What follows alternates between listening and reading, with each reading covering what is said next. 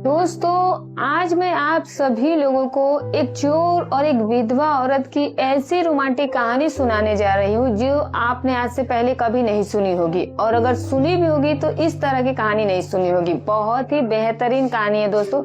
ये कहानी सुनकर के आपको यकीन मानिए बहुत अच्छा लगेगा। एक चोर रात के अंधेरे में एक घर में चोरी करने के इरादे से जाता है, क्योंकि वो चोर होता है दोस्तों, और वो लोगों के घर में अकेला देखता था कि किस घर में कौन अकेला है या फिर किस घर में कोई नहीं है। उन घरों में जाकर के वो हाथ साफ किया करता था और वहां से उसे जो कुछ भी मिला करता था वो लेकर चला जाया करता था और अपना खर्चा चलाया करता था।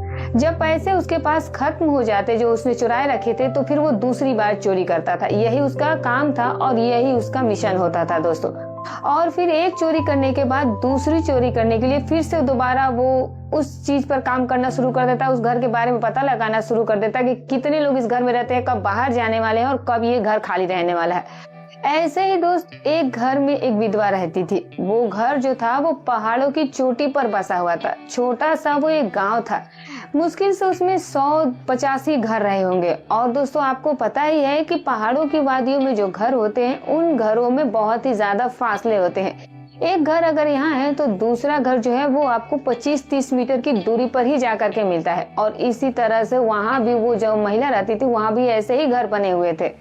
अब दोस्तों, चूंकि अब इतने घरों ज्यादा कोई घर भी नहीं था, 10-10 20 लोगों का गांव था। अब दोस्तों, वो सर्दी की रात होती है और गांव में फैला हुआ सन्नाटा, और एक चोर जो कि अपने मिशन पर निकला हुआ था। जब वो चोर उस घर में जाता है जिस घर में वो विधवा महिला जो थी वो लालटेन की रोशनी में रात के लगभग आधी रात के समय में वो महिला जो है वो लालटेन की मध्यम रोशनी में, और मध्यम उम्र की वो महिला भी होती है, बहुत ही ज्यादा मीठी नींद में सोई हुई होती है। और उसी मीठी नींद में सोते हुए जब वो चोर ने उस औरत को देखा तो फिर दोस्तों उसकी दिल की धड़कन ही कुछ और कहने लगी। वो सोती हुई उस पीली रोशनी में उस औरत का हुस्न देखकर और उसकी खूबसूरती को देख करके वो फिदा हो गया था, क्योंकि वो और ज्यादा निखर करके दिखाई दे रही थी। क्योंकि काफी दिनों से वो महिला जो थी वो अकेली ही रह रही थी, अकेली ही थी। पति के जाने के बाद उसने ये संकल्प लिया था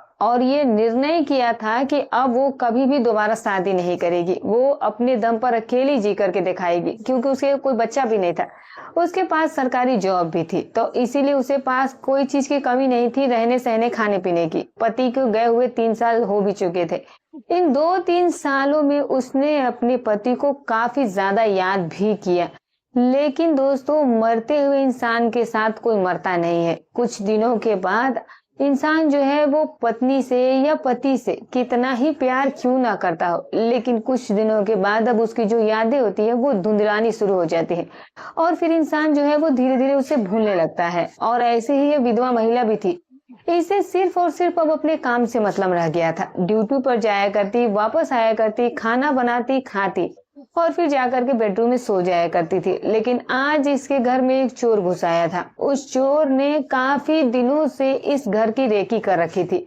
काफी कुछ उसने इस घर के बारे में पता लगाया था और उसे ऐसा महसूस हुआ था कि अगर उसने इस विधवा महिला के घर के औरत पर जाकर चोरी करता है या वो फिर इस घर में हाथ साफ कर देता है तो फिर उसके पास इससे काफी ज्यादा पैसा हो जाएगा।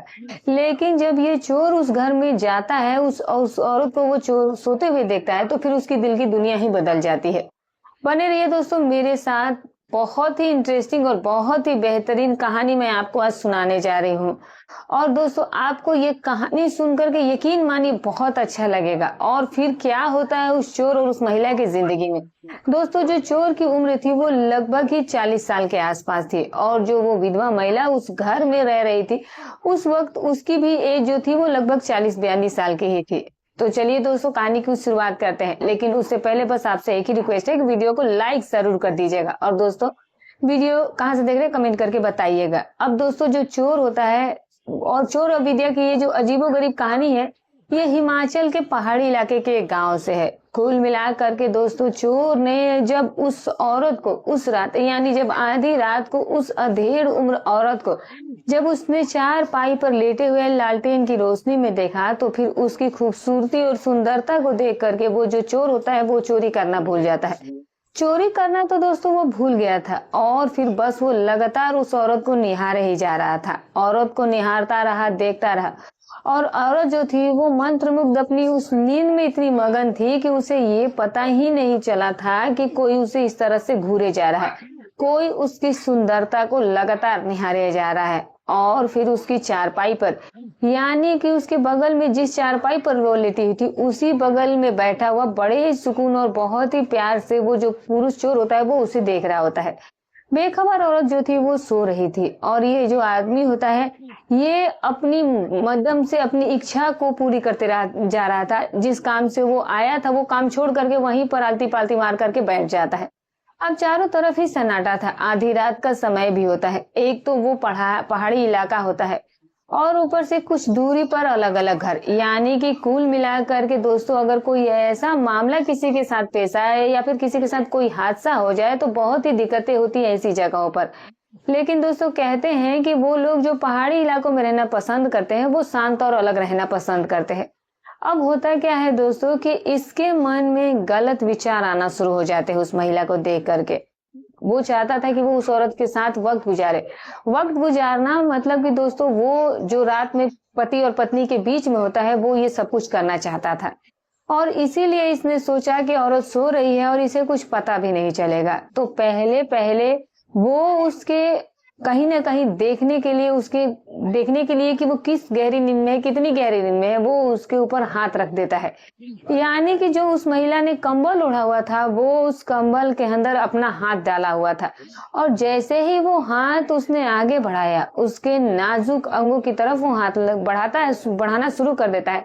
तो फिर जो औरत होती है वो एकदम से अचानक से जाग जाती है, यानी कि उसकी नींद जो है वो खुल जाती है। चोर ने तो ये सोचा था कि पहले मैं इसको देख लेता हूँ कि कितनी गहरी नींद में है, अगर ये गहरी नींद में ज्यादा होगी तो फिर मैं इसके साथ सब कुछ आसानी से कर पाऊंगा। और अब चोर जब उसे जांच करने गया तो जाहिर सी बात है उस महिला की नींद खुल जाती है। अब जो लड़का चोर होता है वो कहीं ना कहीं घबरा जाता है।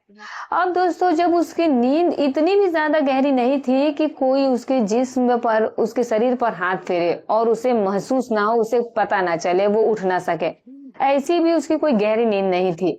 अब दोस्तों जब उसकी आंख खुली तो उसने देखा कि एक अजनबी शख्स जो है वो उसके पास में बैठा हुआ है, उसके चारपाई के नीचे बैठा हुआ है और वो जो है वो अपना हाथ उसके कंबल में डाले हुआ था। और अब जो उसका हाथ, औरत जो होती है वो उसका हाथ वहीं पर दबोच लेती है।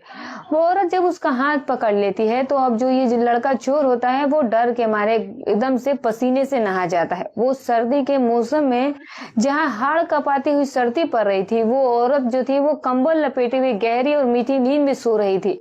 और ये जो चोर होता है रात के उस अंधेरे में उस औरत के साथ कुछ वक्त गुजारना चाहता था और इसीलिए गलत नियत और गलत इरादे से उसने उस औरत के कंबल में अपना हाथ डाल करके उसके निजी अंगों को सहलाना और उसको छूना चाहा था कि तभी औरत की आंख खुल जाती है। और जब वो औरत हाथ पकड़ लेती है और कहने लगती है कि तुम यहाँ पर कैसे आ गए हो और कौन हो तुम, और तुम इस आधी रात को मेरे कमरे में कैसे पहुंचे हो, और ये जो कर रहे हो ये तो मैंने तुम्हें जांच ही लिया है कि तुम्हारा इरादा क्या है मेरे साथ, और तुमने मेरे कमल में हाथ डाला हुआ है, मेरे अंगों के ऊपर तुमने हाथ रखा हुआ है, तो तुम्हारा जो इरादा है वो तो मुझे साफ जाहिर हो चुका है कि तुम क्या करने की कोशिश कर रहे थे, तुम मेरे साथ गलत करने की कोशिश कर रहे थे।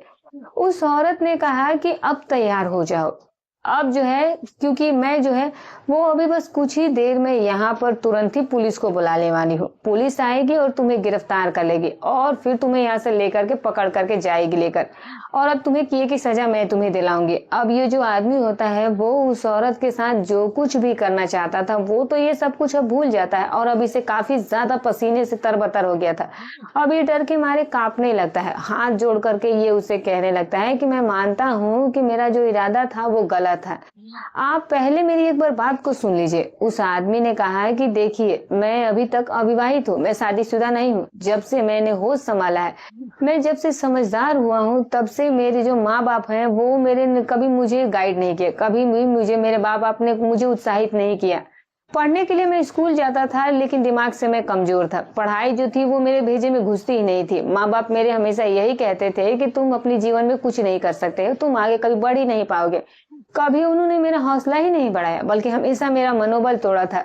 और जिसका नतीजा ये निकला कि मेरे दिमाग में बस यही बात बढ़ गई थी कि मैं कुछ नहीं कर सकता। और धीरे धीरे अब जैसे जैसे मैं बड़ा होता गया, तो ना तो मैं अब पढ़ाई कर सका और ना ही मैं कोई काम धंधा सीख सका। बेरोजगार था, कुछ कमाता नहीं था, घर वालों के टुकड़ों पर पला करता था। तो घर वालों ने भी एक दिन मुझे घर से बाहर निकाल दिया। अब कैसे, जो भी तुम्हें कहने लगे कि जो कुछ भी तुम्हें करना है तुम अपने दम पर करो, हमारे ऊपर तुम बोझ बनने की कोशिश मत करो, ऐसा मेरे घर वालों ने कहा था। अब तुम कहां से कैसे कमाओगे, कैसे खाओगे, इससे हमें कोई लेना देना नहीं है, लेकिन बस हमें आजाद कर दो, हमारा पीछा छोड़ दो। और ये कहकर उसके माँ बाप ने घर से निकाल दिया था। और जब वो कहानी बताता है कि जब बस एक कुटिया, घर से निकलने के बाद कुटिया बना करके वहीं रहने लगा, और इस समाज से और सब लोगों से मुझे एक नफरत सी हो गई थी। और नफरत ये हो गई कि लोग जो है वो आज के दौर में किसी को प्रोत्साहित नहीं करते, किसी को हौसला नहीं बढ़ाते हैं, बल्कि उसका हौसला और मनोबल तोड़ते हैं। कहते हैं कि ये तो जिंदगी में कुछ नहीं कर सकता, भविष्य में ये बेकार ही रहेगा। तो बस यही सोच के साथ मैंने जो है वो अपनी जिंदगी को जीने का फैसला अपने तरीके से किया, और ये सोचा है कि अब मैं चोरी करूंगा और फिर चोरी करके ही मैं अपना सारा गुजारा जिंदगी भर कर लूंगा। और मैंने बस यही सोच करके चोरी का काम शुरू किया है। अकेला ही रहता हूँ, और एक बार चोरी करने के बाद उसको महीनों तक मैं खा भी लेता हूँ। जब वो पैसा खत्म हो जाता है तो फिर मैं दोबारा चोरी करने के लिए कहीं निकल जाता हूँ। काफी जगहों पर मैंने चोरी कर ली है, लेकिन इतना पैसा, लेकिन इतना मेरे माल कोई हाथ नहीं लगा है कि जिससे कि मैं जिंदगी भर बैठ करके खा सकूं। क्योंकि मैं जो हूँ चोर तो हूँ, लेकिन इस तरह का चोर नहीं हूँ कि मैं चोरी करके उसको अय्यासी में उड़ा दूं उसको, या फिर मैं वेस्ट कर दूं, या फिर किसी गलत जगह पर उन पैसों का इस्तेमाल करूं। मैं बस इसीलिए चोरी करता हूँ ताकि मैं अपना पेट पाल सकूं। और जब तक मेरे पास वो चोरी का पैसा रहता है, मैं जो है दूसरी चोरी भी नहीं करता हूँ। औरत जो थी वो उसकी बात को सुन करके बड़ी ही खुश हो जाती है और बहुत ही ज्यादा हैरत में पड़ जाती है। उसने कहा है कि ठीक है, आप मेरे घर में चोरी करने के लिए, ये तो मुझे समझ में आता है, आप मेरे घर में चोरी करके भी जा सकते थे, लेकिन इस वक्त आप जो ये मेरे साथ चोरी करने की कोशिश कर रहे थे, तुम जो मेरे शरीर के साथ जो खिलवाड़ कर रहे थे, और जो मेरे ऊपर तुमने गंदी नजर रखी, और जो तुमने मुझे चुराने की कोशिश की, ये तो बहुत बड़ा अपराध है। तो कहने लगा, जो लड़का था कहने लगा कि मैं आया तो था आपके घर चोरी ही करने के लिए, और मैं बिल्कुल ही जा सकता था, आपका माल जो भी घर में था वो मैं लूट करके यहाँ से एकदम बिल्कुल ही जा सकता था। लेकिन जब मैं आपके कमरे की तरफ आया और जब मैंने आपको सोते हुए देखा, तो फिर मुझे ऐसा लगा कि जैसे कोई मूरत हो, और एक मूरत जो है वो एक ऐसी रोशनी जो लालटेन की मध्यम रोशनी है, और एक मुझे मतलब कि ऐसा लगा कि जैसे कि तुम जो है वो उस भगवान का बनाया हुआ कुछ अजीब ही बहुत ही खूबसूरत नमूना हो। यानी कि मैंने जितनी भी दुनिया में पहले औरत देखी है, तुम उसमें मुझे सबसे ही ज्यादा खूबसूरत लगी। सोते हुए तुम बहुत ही मासूम और खूबसूरत लग रही थी, और बस इसीलिए मैं वो चोरी करना तो भूल गया, और मुझे तुमसे प्यार हो गया, और मुझे तुमसे मोहब्बत सी महसूस होने लगी। लेकिन कहीं ना कहीं आदमी के दिल और दिमाग में उस औरत से जिससे मोहब्बत या प्यार होता है, उसे पाने की भी ख्वाहिश होती है। ये पुरुष की फितरत होती है, और ऐसे ही मेरे ही अंदर ये भावना जाग उठी। आज तक मैंने किसी भी औरत को हाथ नहीं लगाया। आज तक मैंने हाथ इसीलिए भी किसी को नहीं लगाया क्योंकि ना तो मैंने शादी की है और ना ही मैंने कभी लड़की बाजी की है, क्योंकि मैं एक बेरोजगार लड़का था और घर वालों का प्रेशर था। घर वालों द्वारा घर से निकाला गया था, तो कौन लड़की मुझसे प्यार करती। सबको ही पता था आसपास में कि घर वालों ने मुझे घर से निकाल दिया है। तो ना तो कोई औरत मुझे भाव देती थी और ना ही कोई लड़की मेरे ऊपर मरती थी। तो ना तो मेरी इसी वजह से शादी हो पाई, और ना ही किसी लड़की से मैंने आज तक कोई रिलेशन रखा हो, कोई भी तरह का रिश्ता बनाया हो। तो इसीलिए मैं औरतों से बहुत ही हमेशा से दूर रहा हूँ। और पर आज मैंने जब तुम्हें सोते हुए देखा, इस हालत में देखा, तो बस मेरा मन जो था वो बेचैन हो गया आपको देखकर, और फिर मैं खुद पर काबू नहीं कर पाया, रोक नहीं पाया। और फिर जब मैं रोक नहीं पाया खुद को, तो बस मैंने कंबल में हाथ डाल दिया। अब मैं आपके सामने हूँ। आप पुलिस बुला करके मुझे बेशक कोई भी सजा दिलवा सकती है, आप मुझे बिल्कुल गिरफ्तार करवा सकती हैं, पुलिस से पिटवा भी सकती हैं, जेल भी भिजवा सकती है। ये तो अब आपके हाथ में है। मैं आपका मुजरिम हूँ और मैंने ये गलती की है कि मैं चोरी से आपके घर में आया और फिर मैंने आपके जिस्म को आपके बगैर इजाजत के स्पर्श करने की कोशिश की है। तो फिर मैं बेशक मुजरिम हूँ और मुझे सजा मिलनी ही चाहिए। अब जब उस चोर ने उस औरत के सामने अपने मुजरिम होने के लिए और अपने आप को सजा देने के लिए जब वो उस महिला से कहने लगा, तो जो औरत है वो उस आदमी से बहुत ज्यादा प्रभावित हो जाती है। कहती है कि जैसा तुम्हारे बारे में तुम्हारे घर वालों ने सोचा, तुम्हें बेदखल कर दिया, तुम वैसे तो नहीं लगते हो, तुम तो बहुत ही समझदार लगते हो और बहुत ही अच्छे इंसान लगते हो। तुमने बिना झिझक के बिल्कुल ही अपने गुनाह को कबूल भी कर लिया और अब तुम गिरफ्तार भी होने के लिए तैयार हो, क्योंकि मैं भी अकेली ही औरत हूँ और एक अकेली औरत जो है वो मर्द से कभी भी जीत नहीं सकती है। मर्द के ऊपर वो अकेली औरत कैसे हावी हो सकती है? तो चाहते तो तुम जो है वो मुझे जबरदस्ती मेरे साथ कर सकते थे, कुछ भी कर सकते थे, मुझे मारते पीटते या फिर मुझे यहाँ से धक्का दे करके भाग भी सकते थे, तुम कुछ भी कर सकते थे अपनी जान बचाने के लिए। लेकिन तुमने यहाँ से जान बचाने के बारे में नहीं सोचा, बल्कि तुमने ये सोचा कि तुमने अपने गुनाह को कबूल कर लिया और तुमने मेरे सामने ही खुद को सरेंडर कर दिया। और ये बात मुझे तुम्हारी बहुत पसंद आई। औरत कहती है कि मेरा पति जो है वो मर चुका है, तो क्या मेरे साथ तुम मेरा जीवन साथी बनना पसंद करोगे? अब उस चोर की तो पूरी दुनिया ही ये बात सुन करके बदल गई थी। कहने लगा कि मैडम आप ये क्या बातें कह रही हैं? मैं तो कभी सोच भी नहीं सकता कि कोई औरत जो है वो मुझे इस तरह से सामने से प्रपोज करेगी शादी करने के लिए, मैं तो ये कल्पना भी नहीं कर सकता। तो कहने लगी कि तुम्हारी क्या उम्र है? तो उसने कहा कि मेरी यही 40-42 साल की उम्र है। और औरत कहती है कि मेरी भी उम्र 40-42 साल की है, हम दोनों ही हम उम्र है। तुम्हें भी एक जीवन साथी की तलाश है और मुझे भी एक जीवन साथी की तलाश है। अगर हम दोनों जो है वो एक दूसरे का सहारा बन जाए तो फिर क्या ऐसा नहीं हो सकता?